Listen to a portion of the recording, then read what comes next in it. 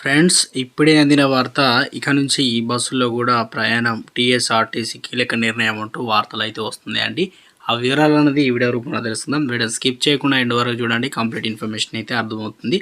మొదటిసారి ఛానల్ చూస్తే సబ్స్క్రైబ్ చేసుకుని బెల్ ఐకాన్ ఆల్ పైన ట్యాప్ చేయండి. లైక్ చేయడం మాత్రం మర్చిపోకండి. ఆర్టీసీ ఎండి సజ్జనారు కీలక వ్యాఖ్యలు అయితే నిర్ణయం తీసుకున్నారు. రాష్ట్రంలో అద్దె బస్సుల యజమానులతో టీఎస్ఆర్టీసీ చర్చలు సఫలమయ్యాయి. బస్ భవన్లో గురువారం సంస్థ ఎండీ సజ్జనారుతో అద్దె బస్సుల యజమానులు సమావేశమై చర్చించారు. అద్దె బస్సు ఓనర్లు కొన్ని సమస్యలు తమ దృష్టికి తెచ్చారని సజ్జనారు తెలిపారు. వారం రోజుల్లో వాళ్లకు సమస్యల పరిష్కారానికి ఒక కమిటీ వేస్తామని చెప్పారు. దీనిపైనే అద్దె బస్సు యజమానులు సానుకూలంగా స్పందించారన్నమాట. రేపటి నుంచి యథావిధిగా అద్దె బస్సులు నడుస్తాయని, సంక్రాంతికి కూడా ఉచిత బస్ సర్వీసులు ఉంటాయని, స్పెషల్ బస్సులు కూడా నడుపుతామని సజ్జనారు అయితే మరోసారి స్పష్టం చేశారు. ఇది జరిగింది. రాష్ట్రంలో మహాలక్ష్మి పథకం కింద express, city, ordinary, metro, Palle Velugu బస్సుల్లో డిసెంబర్ 9 నుంచి మహిళలకు ఉచిత బస్ ప్రయాణ సదుపాయాన్ని కల్పించిన సంగతి తెలిసిందే. ఈ క్రమంలో బస్సుల రద్దీ పెరిగింది. ప్రయాణికుల సంఖ్య రెండింతలైంది. ముఖ్యంగా ఎక్స్ప్రెస్లు, గ్రామాలకు వెళ్లే చివరి బస్సుల్లో రద్దీ మరీ ఎక్కువగా ఉంటుంది. కొన్ని ప్రాంతాల్లో బస్సులు కిటకిటల సైతం మహిళలకు ప్రయాణికులు ఎక్కుతున్నారు.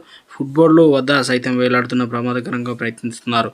ఇక ఈ క్రమంలో అద్దె బస్సుల యజమానులు ఆందోళనకు గురవుతున్నారు. బస్సులు తరచుగా మరమ్మతులకు గురవుతున్నాయంటూ వాపోతున్నారు.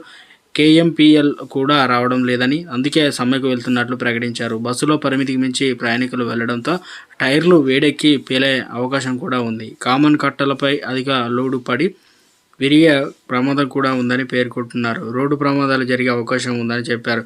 ఈ మేరకు సమ్మెకు వెళ్తున్న ఆర్ఎంకు నోటీసులు అయితే ఇచ్చారు. అనంతరం మంత్రి పొన్నం ప్రభాకర్ కలిసి వినతిపత్రం అయితే సమర్పించి తమ సమస్యలు పరిష్కరించాలని కోరారు. అయితే గురువారం సంస్థ ఎండీ సజ్జనార్ వారి పిలిపించి సమస్యలు చర్చించారు.